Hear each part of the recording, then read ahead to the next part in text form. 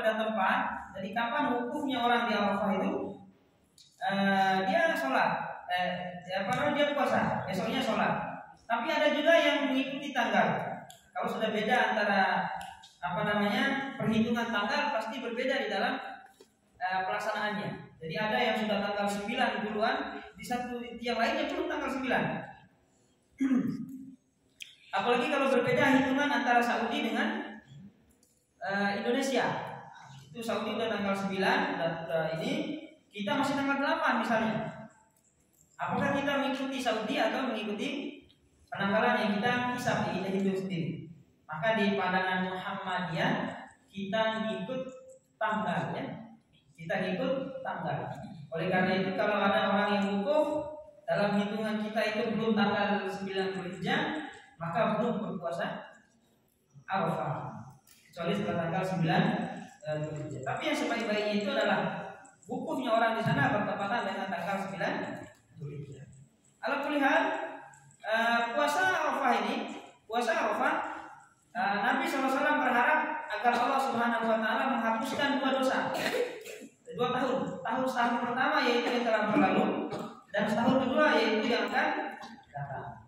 Adapun puasa pada tanggal Asyura, puasa Asyura ini kapan?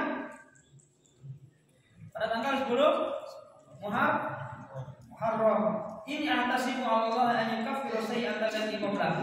Saya harap Allah Subhanahu wa taala akan menghapus 1 tahun dosa setahun yang telah lalu. Jadi keutamaan puasa Arafah menghapus 2 tahun yang lalu dan yang akan datang. Adapun kalau kita tidak punya kesempatan puasa Arafah, kita masih ada puasa Asyura yang utamanya menghapus 1 tahun yang lalu daripada dosa-dosa kita. Oleh karena itu, kalau kita tahu puasa Asyura, puasa Arafah, kita beritahu pada orang lain, pada keluarga kita supaya juga bisa ikut puasa. Yang ketiga, yang dapat menghapuskan dosa yaitu sholat tarawih di bulan Ramadan. Sebenarnya kalau istilahnya istilah di bulan Ramadan namanya tarawih. Tapi kalau di luar itu namanya qiyamul lail ya, sholat malam. Sama saja itu. Kalau sudah sholat tarawih, jangan lagi sholat tahajud atau qiyamul lail. Man qama Ramadan imanan wa ihtisaban ghufira lahu ma taqaddama min dhanbihi. Muttafaqun alaih. Siapa yang sholat malam di bulan Ramadan atau kita sebut dengan tarawih, Allah Subhanahu wa taala akan mengampunkan dosa-dosanya yang telah lalu. Maka sholat tarawih itu dapat menghapus dosa. Nah, ini masih berulang lagi ya. Kemudian yang keempat, ibadah yang keempat yang dapat menghapus dosa yaitu haji yang mabrur. Setelah maklum bahwa haji ini merupakan syariat yang mulia, wajibul hajja wal umrata lillah, dan sempurnakan haji dan umrahmu karena Allah Subhanahu wa taala. Nabi bersabda dalam riwayat Bukhari, "Man hajja," siapa yang pergi haji, falam yafus, dan tidak berkata kotor, walam yafsuk, dan tidak melakukan perbuatan fasik, raja'a kayaumi waladatuhu ummuhu, dia akan pulang kembali ke rumahnya seperti baru dilahirkan oleh ibunya. Raja'a kayaumi waladatuhu ummuhu. Jadi kalau orang yang pergi haji tidak berbuat kotor, tidak berbuat fasik, tidak berbuat dosa di tanah haram, maka dia akan kembali setelah hajinya dalam keadaan dosa-dosanya telah diampunkan oleh Allah Subhanahu wa taala. Itu haji yang mabrur. Dan dalam hadis riwayat Ahmad, al-hajjul mabrur laisa lahu jazaa'un illa jannah. Haji yang mabrur itu tidak ada balasan yang pas bagi dia itu kecuali surga. Oleh karena itu beribadah mengharapkan pahala, mengharapkan surga itu boleh ya. Beribadah dengan tujuan ingin mendapatkan surga itu boleh. Karena itu Allah Subhanahu wa taala sendiri yang menjanjikannya. Kalau orang-orang sufi itu beda dia. Tidak boleh beribadah mengharapkan pahala. Kalau di dalam pandangan Ahlussunnah justru itu disyariatkan. Haji yang mabrur ini di antara ciri-cirinya yang umum yang kita pahami bahwa ketika dia pulang dari tanah haram, maka pulangnya itu kita ya kualitas ibadahnya semakin bagus. Kalau ibu-ibu sebelumnya itu tidak menutup aurat, pulang dari tanah haji itu menutup aurat, berarti mabrur. Tapi kalau pulang dari tanah haram tidak ada perubahan, menutup aurat juga tidak, sholat juga tidak, ya melakukan hal-hal lain juga yang dilanggar agama juga bersama, maka itu tidak menunjukkan haji yang mabrur, haji yang baik. Jadi ada penambahan kualitas ibadah. Bapak-bapak yang sebelumnya jarang ke masjid, setelah haji maka semakin rajin ke masjid, semakin istiqomah, maka ini sebagai salah satu ciri bahwa dia itu haji yang mabrur. Semoga Allah Subhanahu wa taala memudahkan kita untuk haji ya. Dari haji ini selain dia ibadah harta, jadi harus menggunakan harta secara umumnya. Juga ada ibadah badan, ibadah fisik ya.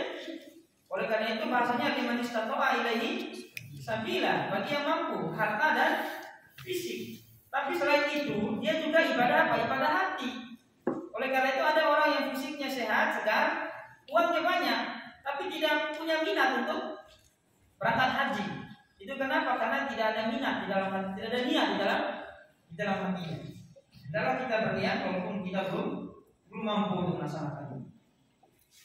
Yang berikutnya adalah ibadah yang kelima, yaitu memudahkan orang yang membayar hutang ya. Memudahkan orang yang membayar hutang. Jadi kalau kita punya teman yang berhutang kepada kita, hendaklah kita berikan kemudahan-kemudahan. Kalau kita lihat di di internet itu ya, orang saling nagih hutang itu lewat status ya. Nagih hutang ya, Ustaz Adi Faizul. Ada yang dari Ustaz Adi Faizul, tolong kabarkan, kembalikan uang saya sebelum saya laporkan ke polisi. Jadi zaman ini Masya Allah ya, jadi tagih hutang itu lewat status. Yang berhutang pun juga tidak baca ya status itu. Yang pada itu orang lain. Itu sudah banyak. Jadi tuntunan agama itu, yaitu harus kita permudah orang yang membayar hutang ini. Sebagaimana sebuah hadis dari Rasulullah SAW, qala kunti Allahu bi'abdin min ibadihi. Nanti pada hari kiamat Allah akan didatangkan di hadapan Allah itu seorang hamba atau Allahu malan, yang Allah kasih harta yang banyak sekali. Faqala lahu madza amilta fid dunya. Lalu Allah berfirman kepadanya, apa yang telah kau buat di dunia dengan hartamu yang banyak itu? Qala ya Rabbi atini ma'aka fakuntu bayyuna. Engkau telah memberikanku harta yang banyak ya Allah. Di dunia saya gunakan untuk bermuamalah dengan manusia, meminjamkan sebagian daripada uang saya untuk dihutang. Fakana min khuluqi al-jawaz fakuntu atayassar. Lalu orang ini mengatakan, di antara sifatku ya Allah, akhlakku, yaitu memudahkan orang yang membayar hutang. yakni memudahkan orang yang bayar hutang. Maksudnya itu ketika jatuh tempo, jadi tidak saklek di dalam mengambil tindakan. Jadi kita kan sudah janji sekian, tidak boleh ada negosiasi. Melainkan harus ada negosiasi, harus ada humanisme, kemanusiaan yang kita tempatkan di dalam istilah hutang piutang ini. Jadi tidak langsung main sita, tidak langsung main posting, tidak langsung memalukan orang dikarenakan jatuh tempo, tapi dikasih lagi waktu tenggang supaya dia bisa mencari lagi rezeki untuk dia membayar hutang. Jadi tidak seperti dia kolektor gitu ya, datang-datang langsung mengambil barang, dijual, terusnya disita, dijual, dilelang, lalu selesai hutang. Maka orang yang memudahkan orang membayar hutang, apa kata Allah Subhanahu wa taala? Faqala Allah ana ahaqqu bidzalik. Kalau begitu saya lebih berhak untuk memudahkanmu. Saya lebih berhak untuk memudahkan urusanmu di akhirat. Kalau dulu engkau mudahkan orang di dunia, maka saya lebih berhak untuk memudahkan urusanmu di akhirat ini. Tajawazu an abdi, maka maafkanlah hamba-hambaku ini, kata Allah Subhanahu wa taala. Tapi di sudut lain, selain orang yang berpiutang, orang yang punya utang ini memudahkan orang yang hutang. Nah, orang yang berhutang juga ini harus apa istilahnya?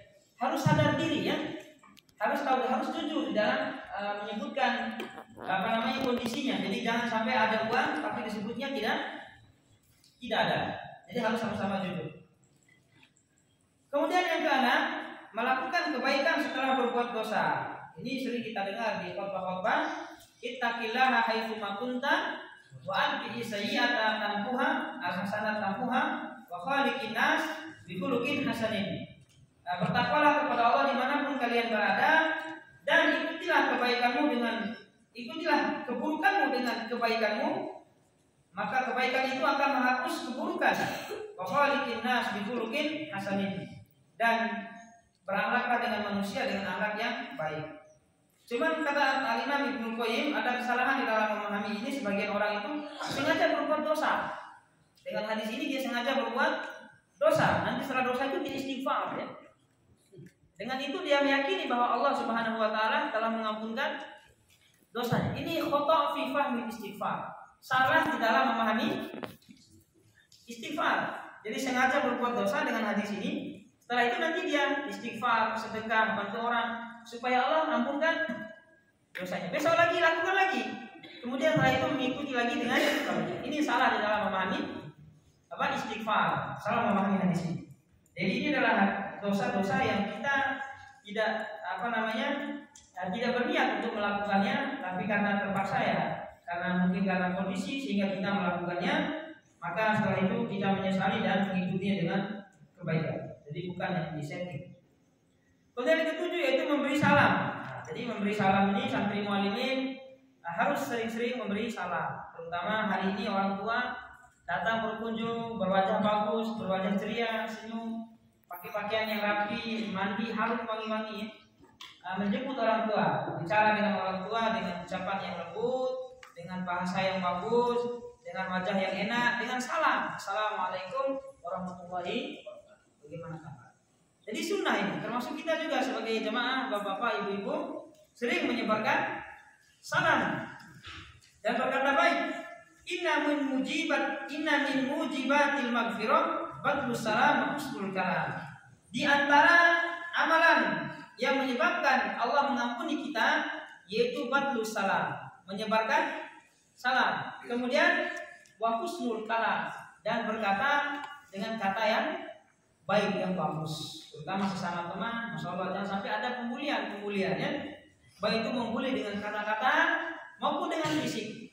Yang akhir-akhir ini kita lihat di media sosial itu banyak sekali terjadi pembulian-pembulian di anak-anak SMP, ya. Sampai masuk rumah sakit, sampai matanya ditusuk, sampai otaknya geger begitu, ya, ditendang, setelah jatuh itu dipukul lagi, sampai capek dia mukul orang itu baru berhenti. Jadi jangan sampai itu ada di santri muallim, insyaallah. Adabnya di dalam mengucapkan salam ini, assalamualaikum, itu yang paling hemat sekali, ya. Assalamualaikum. Yang pertengahan itu assalamualaikum warahmatullahi wabarakatuh. Nah, yang full itu assalamualaikum warahmatullahi wabarakatuh. Enggak ada itu assalamualaikum warahmatullahi taala wabarakatuh.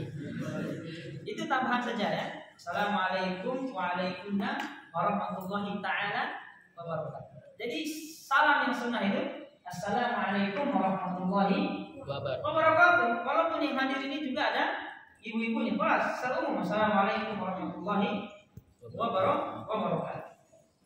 Itu salam yang kita harus ucapkan. Maka harus sering kita mengucapkan salam. Dan adabnya orang yang mengucapkan salam ini orang yang berkendara ar-raqib yusallim ala al-jalis. Orang yang berkendara itu bersalam kepada orang yang jalan kaki atau orang yang duduk. Jadi orang yang menggunakan kendaraan, dialah yang salam kepada orang yang duduk. Jadi tidak boleh orang yang berkendaraan menunggu salam dari orang yang duduk. Kenapa dia tidak ada salam dari orang yang duduk ini? Sudah saya lewat di depannya. Salah itu. Yang salam itu adalah kita yang berkendaraan. Dan yang kedua, al-qalil 'alal katsir. Orang yang sedikit bersalam kepada orang yang banyak. Jadi orang yang lebih sedikit, satu orang kalau lihat kumpulan orang banyak, dialah yang salam kepada orang yang banyak. Guru kalau masuk dalam kelas salam dulu, assalamualaikum warahmatullahi wabarakatuh. Nanti siswanya santrinya Jadi jangan santri yang dulu salam, assalamualaikum warahmatullahi. Jadi dari yang kecil sedikit baru yang jauh lebih baik. Kemudian yang kedelapan, sabar atas musibah.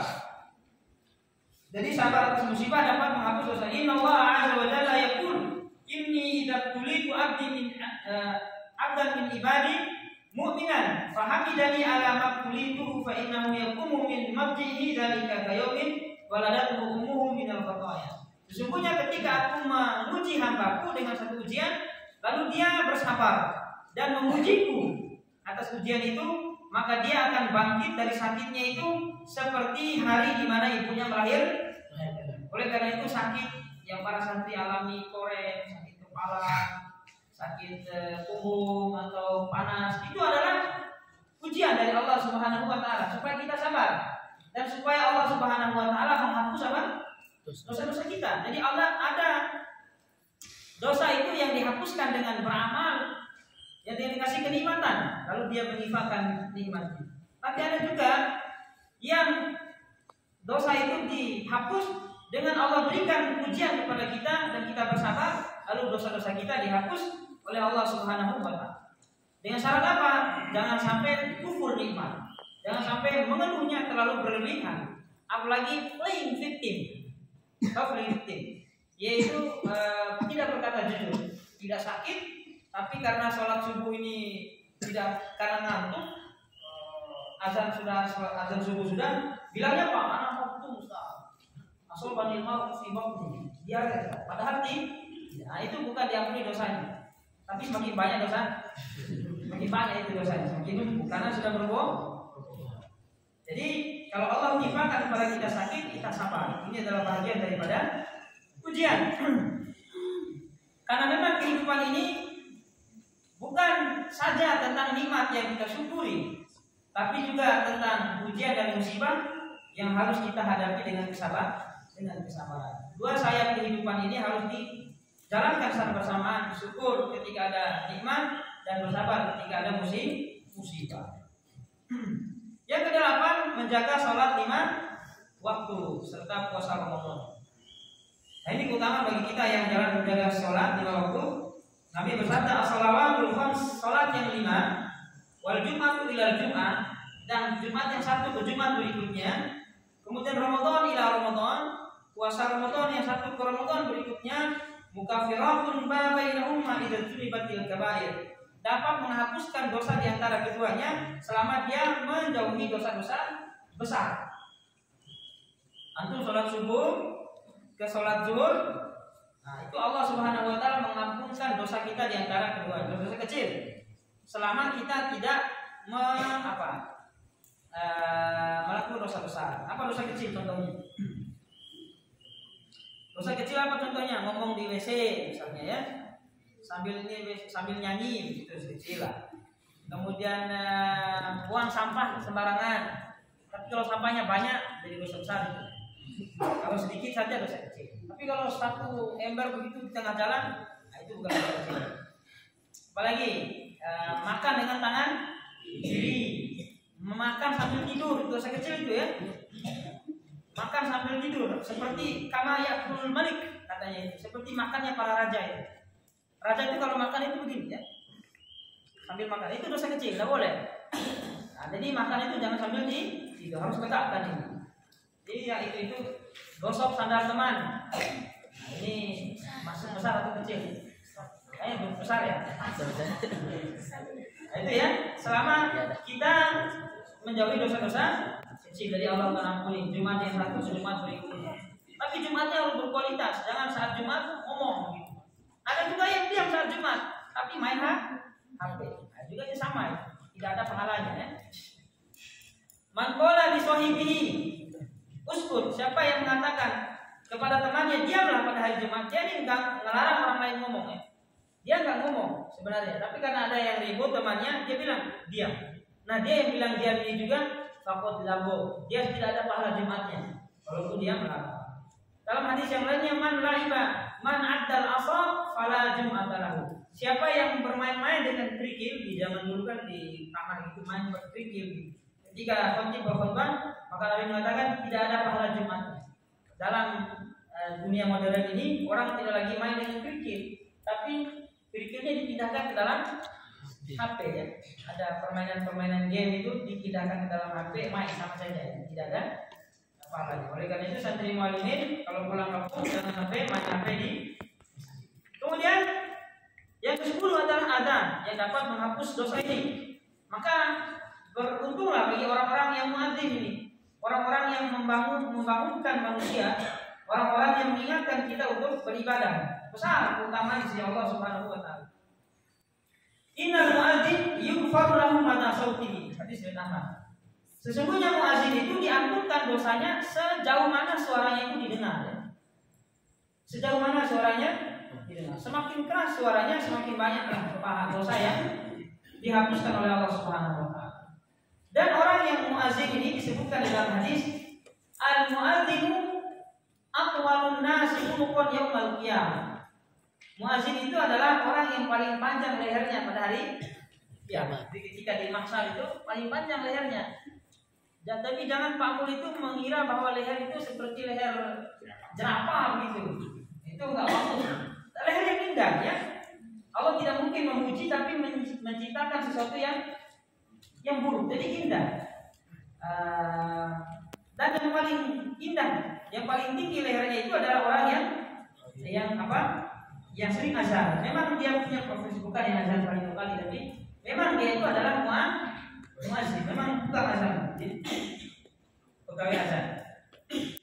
Yang berikutnya yaitu memperbanyak sujud. Alaika bikathrati sujud. Engkau wajib memperbanyak sujud.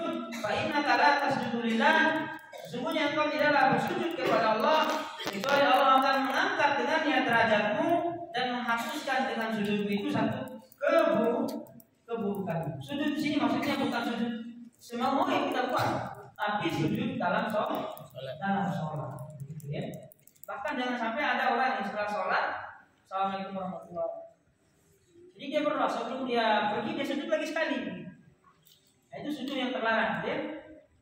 Jadi kalau ada orang yang sudah sholat selesai doa, zikir doa, lalu sebelum dia pergi itu dia sujud lagi sekali. Dan itu rutin dia lakukan. Maka ini terlarang ya. Terlarang yang kita lakukan. Kemudian sholat malam. Nah, sholat malam juga dapat menghapuskan dosa ya. Kemudian secara singkat saya yang sampaikan. Sholat santri muallimin sholat malam ya. Sholat ya. Ada yang tidur malam juga. Baik. Tadi 13, 12. Sekarang berikutnya 13 yaitu berjihad di jalan Allah. Berjihad ini jelas musuhnya, jelas lawannya situ. Jangan sama muslim itu jihad.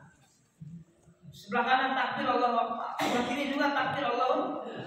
Berjihad itu lawannya harus jelas, yaitu orang kafir. Dan orang kafir pun ini tidak semuanya harus dijihadi, melainkan orang-orang kafir harbi yang memang sudah menyatakan peperangan. Yughfaru lisyahid kulli dhanbin illa dain.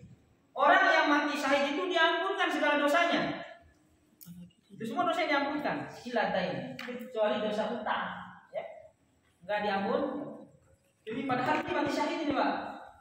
Ustaz tadi. Jadi kalau Ustaz tadi itu masih ada hutang sama anak, walaupun antum mati syahid, enggak bisa antum. Harus bayar dulu. Illa ad-dain. Kecuali apa? Jadi beratnya memang membawa mati hutang ini berat sekali. Oleh karena itu memang sudah benar bahwa ketika ada orang meninggal selalu ahli warisnya bilang kalau ada hutang yang bersangkutan yang kami tidak ketahui tolong datangi kami dengan bukti-bukti ya. Oleh karena itu kita tadayantum bidainin faktubu, kalau ada hutang piutang tulis supaya bisa menjadi bukti. Kalau kita meninggal itu ada bukti. Ini jadi harus diselesaikan di atas dunia. Orang yang mati syahid saja itu tertahan, apalagi yang tidak mati syahid. Dan sebaik-baiknya mati itu harus bahwa mati syahid. Tidak ada mati yang lebih utama dibandingkan mati syahid di medan perang. Yang ke-12 yaitu mengiringi haji dan umroh. Kemudian yang saja ada di sini 16 yaitu sedekah. Shadaqatu tudfi'ul khati'ata kama yudfi'ul ma'u an-nar. Sedekah itu menghapus dosa seperti air memadamkan api. Oleh karena itu orang yang mati yang berdosa itu ingin bangkit Yang bangkit ini dia bukan bilang mau sholat, tapi atas sholat, maksudnya dia mau bersedekah. Tapi itu para ulama bilang itu gombalan-gombalan orang yang meninggal saja ya. Kalaupun Allah menghidupkannya lagi, dia tidak akan bersedekah, dia akan melanjutkan kezalimannya. Berikutnya adalah menegakkan hukum pidana dalam konteks hukum Islam. Jadi ayyuma abdin asaba syai'an mimma nahallahu an thumma uqima alaihi hadduhu kafara anhu dzalika adzam. Siapa saja yang melakukan dosa lalu ditegakkan hukuman hak di atasnya, maka setelah itu Allah akan ampunkan dosanya yang itu. Misal orang mencuri dan sampai nisab mencurinya, dalam hukum Islam itu harus dipotong tangannya. As-sariqu was-sariqatu faqtu aydiyahuma. Pencuri laki-laki dan pencuri perempuan dipotong tangannya. Sudah segini Bapak Ibu. Segini saja, bukan segini tapi segini saja. Kalau nyuri lagi dipotong gelang kaki bagian kiri. Nyuri yang kedua. Nyuri yang ketiga, potong lagi sebelah tangan sebelah kiri. Kalau mencuri yang berikutnya dipotong lagi bagian kaki bagian kanan. Kalau sudah seperti itu, sudah tidak bisa mencuri. Sudah nggak bisa. Sudah alat sudah habis. Tangan, kaki dan zina misalnya. Azaniyatu wa zani fajlidu kulla wahidin minhuma mi'atan jaldah. Pezina laki-laki dan pezina perempuan, maka jilidlah, cambuklah mereka berdua itu dengan 100 kali cambukan. Di Aceh itu masih ada kayaknya, ya, punya hak istimewa ya untuk jilid. Itu bagi zina yang belum nikah, yang masih muda. Kalau zina yang udah orang tua itu dirajam, ditanam lalu dilempar pakai batu oleh orang kampung itu sampai meninggal. Nah, dan konteks ayatnya, kalau mencuri itu Allah sebutkan dulu laki-lakinya, as-sariqu was-sariqah. Tapi kalau berzina ini Allah sebutkan perempuan dulu, Bapak Ibu. Az-zaniyatu waz-zani. Apa maknanya? Memang kalau mencuri ini potensi banyaknya yaitu laki-laki. Nah, kalau berzina itu potensi terbesarnya ada pada perempuan ini. Oleh karena itu, Masya Allah, sekuat apapun iman laki-laki, kalau perempuan itu terus membuka peluang-peluang itu, nah, maka itu akan terjadi. Bahkan Nabi Yusuf alaihissalam itu, kalau Allah tidak selamatkan Nabi Yusuf ini, maka beliau tidak akan selamat daripada godaan siapa? Nah, namanya kita sebut Zulaikha, tapi tidak ada nama dalam Al-Quran itu. Imro'atul Aziz, istri perdana, istri pejabat, gitu ya. Digoda oleh istri pejabat. Kalau Allah tidak selamatkan beliau, Masya Allah, mungkin akan terpengaruh juga oleh godaan. Maka oleh karena itu selayaknya perempuan itu menghias diri secukupnya, terutama yang masih muda, menghias diri yang secukupnya, jangan berlebihan. Pewangian juga itu jangan sampai terlalu terlalu wangi sekali gitu. Yang soft saja lah, yang cukup untuk diri sendiri. Karena ada dalam hadisnya, apabila ada seorang perempuan tabarruj al-jahiliyah, yang bertabarruj, yang berdandan dengan dandan orang jahiliyah, kemudian tatatoya, berwangian supaya orang memuji dia, maka ketahuilah bahwa dia itu perempuan nakal, kata Nabi. Perempuan apa? Jadi wangi-wanginya itu standar saja. Kemudian dandan-dandan juga standar. Itu kalau keluar rumah Bapak Ibu. Tapi kalau dalam rumah wangi-wangi nggak apa-apa. Ya, kalau di dalam rumah itu ibu-ibu wangi-wanginya disuruh. Dandan yang paling canggih juga disuruh. Jadi kebanyakan ibu-ibu zaman now, zaman sekarang ini, giliran keluar itu semua perhiasan keluar. Wangi-wangian terbaik dipakai, emas terbaik dipakai, kerudung terbaik dipakai, itu bedak yang paling mahal itu dipakai. Itu kalau keluar saja, apalagi pergi arisan gitu. Tapi kalau di rumah itu Bapak Ibu sering kena debunya saja ya, dapat asam. Nah, jadi jangan sampai suami itu bosan ada di rumah. Jadi sampai suami itu bosan ada di rumah, yang mendapatkan keindahan-keindahan itu adalah orang di luar. Kemudian yang ke-18 yaitu berjabat tangan, tasawuf. Ma min muslimaini yaltaqiyani fa yatasawafani illa ghufira lahum qabla an yatafarraqu. Tidaklah ada dua orang mukmin yang berjumpa lalu bersalaman, mereka akan dihapuskan dosa di antara keduanya sebelum berpisah, meninggalkan. Oleh karena itu bersalaman ini kalau kita ketemu ya salam. Maka Asas sunnahnya salam itu ketika baru bertemu atau ketika ingin damai dengan orang yang kita selisih. Salaman itu harus ikhlas betul. Jangan tuh hanya ujungnya saja, tapi harus. Jadi antum sini. Jadi salaman itu begini Bapak Ibu. Di dalam hadis itu Nabi kalau antum sini. Jadi salaman itu harus begini tuh bertemu. Oke? Antum pegang, saya pegang, kuat sekali pegangannya. Dan Nabi kalau genggam tangan itu kuat sekali. Dan Nabi tidak melepas tangannya sebelum orang ini lebih dulu melepas tangannya. Itu Nabi kuat. Jadi kalau dia nggak narik, Nabi nggak narik tangannya. Itu sunnahnya salam. Jadi jangan sampai salaman itu begini saja.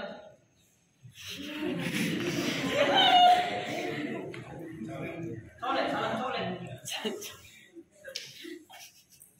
Apalagi sama-sama bapak begini. Kalau itu sebabnya bapak bukan orang, nggak apa-apa memang. Tapi kalau sama-sama laki-laki itu jarak yang jauh lah. Gitu. Tapi kalau bisa dijangkau bapak susah sekali salaman itu. Itu menunjukkan keikhlasan kita di dalam menjalin hubungan dengan orang lain. Jadi kita kuat. Satu juga seperti itu salamannya sama orang tua itu keras, sama teman juga harus keras. Jadi jangan ini. Dan kalau cium tangan itu ya memang di orang Arab nggak cium tangan, ada cium tangan. Orang Arab itu cium pipi kiri, cium pipi kanan, cium kening. Kalau bersama laki-laki di orang Arab itu mencium apa? Kening itu biasa Bapak Ibu ya. Ya kalau yang pernah ke Arab ya. Jadi mencium kening saya itu mencium kening. Saya pernah dicium juga kening saya. Nah, cium betul lah gitu orang Arab itu. Betul.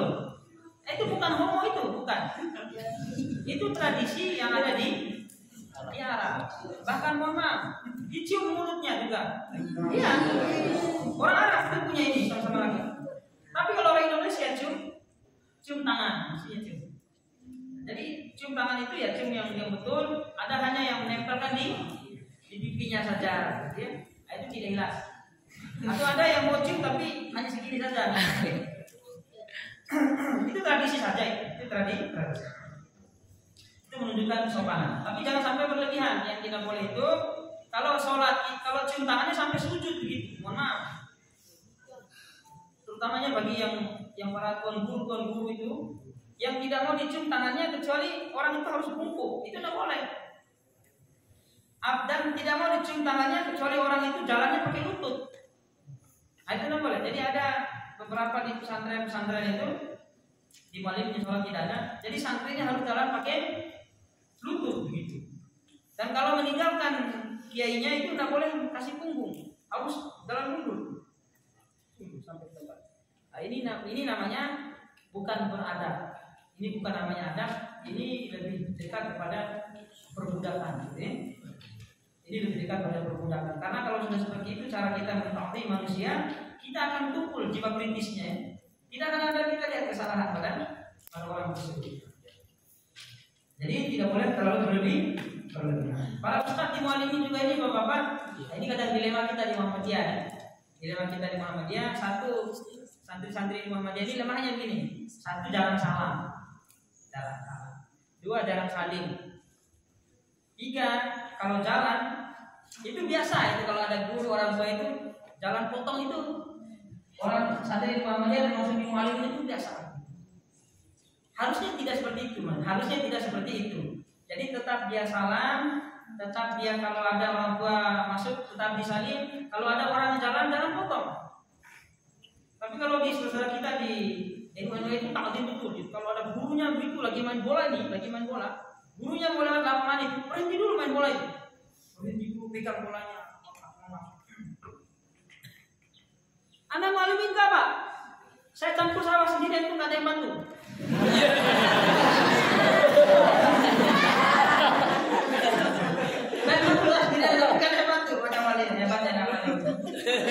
Asik sibuk main bola. Baik, sejabat menyingkirkan gangguan dari jalanan. Tinggal sedikit ya, tinggal dua, yaitu menyingkirkan gangguan dari jalanan. Yang dulu itu sama-sama. Kemudian yang terakhir adalah mudah menjual, mudah membayar utang dan mudah dalam nagih utang. Jadi kalau menjual itu jangan terlalu ketat sekali, menawar juga dengan terlalu sempit sekali ibu-ibu. Tapi kalau saya sebagai laki-laki melihat pasar sini sudah baik-baik sekali penjualnya ini. Sering mengalah para penjual ini. Yang tidak mau mengalah ini kadang-kadang kita sebagai pembeli itu beda 1.000 aja udah nggak jadi, tawaran setengah jam tadi. Jadi mudah dalam menjual, mudah dalam membeli, dan mudah di dalam memberi utang, mudah dalam membayar utang. Allah bersoal, semoga ada faedah dan hikmahnya, dan semoga sebagian bisa kita amalkan supaya ada keutamaan-keutamaan tadi juga bisa kita